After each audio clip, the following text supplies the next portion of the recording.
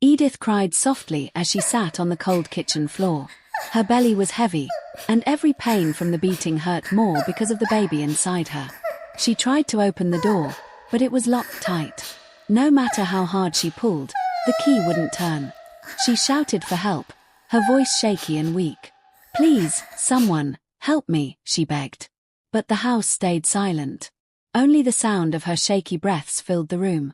Tears ran down her cheeks as she thought about how she had never imagined her life would be like this. She remembered the happy days before the pain, when she and her husband laughed and dreamed together. Now, those memories felt far away and broken. Edith pressed her hand gently on her belly, feeling the little kicks of her baby. The tiny life inside gave her strength to keep fighting. She whispered, "I will protect you, no matter what." Minutes passed slowly. Edith's body ached, and her hope began to fade. Just when she thought she couldn't hold on any longer, she heard a small noise outside the door. Footsteps. Someone was coming. "Help! Please, help me!" Edith cried again, louder this time. Her heart beat faster. Maybe it was a neighbor, or a friend. Maybe someone who could save her. The footsteps stopped. A hand appeared under the door, trying to unlock it. Edith's hope grew stronger as the door slowly opened. Fresh air touched her face, and relief washed over her. She was not alone anymore. The door creaked open slowly. Standing there was a marker, her neighbor and friend. Her eyes widened when she saw Edith on the floor, bruised and holding her belly. "Jesus! Edith, what happened to you?"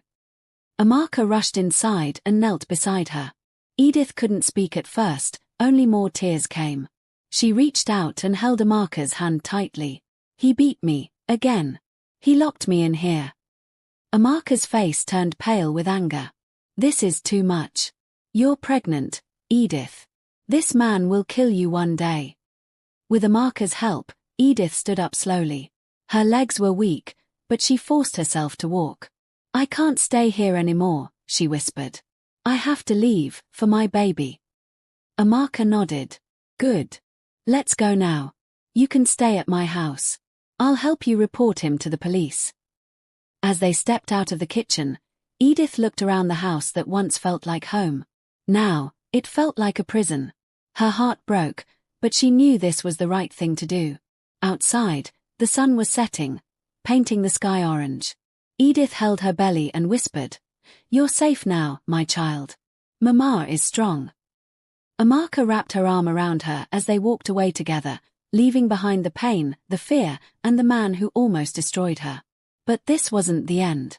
It was the beginning of a new life. Edith stayed with a marker for several days. The first night, she barely slept. Her body ached, and her heart was heavy with pain and confusion. But each morning, a marker brought her warm food, sat beside her, and reminded her she was not alone. A few days later, with a marker by her side, Edith went to the police station. Her hands shook as she gave her statement. The officers listened carefully as she told them everything, about the beatings, the fear, the day he locked her in the kitchen while she was 7 months pregnant. They took pictures of her bruises. They gave her a case number. And they promised justice. Later, they visited the hospital. The doctor checked the baby and said something Edith hadn't heard in a long time. "Your baby is strong." Tears filled her eyes. She smiled for the first time in days. Back at Amarka's house, Edith began to heal. She helped in small ways, cooking, folding clothes, and singing softly to her unborn child. Amarka's children grew fond of her and often sat by her side, playing gently and asking if they could touch the baby bump. One afternoon, 2 weeks later, there was a knock at the door. It was a female officer. "Madam Edith," she said, "we've arrested your husband. He will face charges for assault and domestic violence. You will need to appear in court next month. But you are safe now." Edith nodded slowly. Fear still lived in her chest, but something stronger had taken root, courage. That night, Edith wrote a letter to her unborn child. "You gave me the strength to live. I thought I was weak, but you made me brave. I promise to protect you. I promise to give you a better life. We are survivors." The court day arrived faster than Edith expected. She stood outside the courtroom in a loose gown, her belly now heavy at 8 months. Her hands were cold, but her heart beat steadily. Amaka was by her side, holding her handbag and whispering, "You're strong. Don't forget that." Inside the courtroom, Edith saw him, her husband, in handcuffs. He looked at her, but she didn't look away. For the first time in years, she didn't feel fear. She felt power.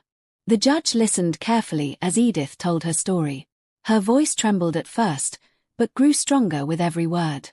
She told them about the beatings, the threats, the night he locked her in the kitchen.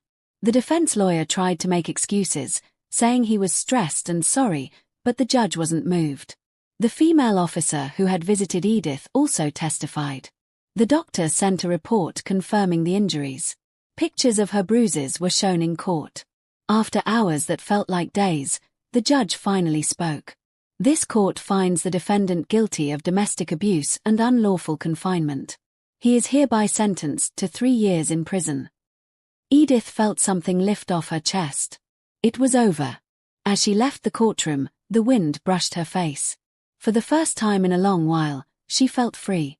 2 weeks later, Edith went into labor at night. Amaka rushed her to the hospital. It was a long, painful delivery, but at the end, a baby girl's cry filled the room. The nurse placed the baby in Edith's arms. "She's healthy. She's beautiful." Tears rolled down Edith's cheeks. She smiled and whispered, "Welcome, my angel, you saved me." She named her daughter Ziora, which means blessing of God.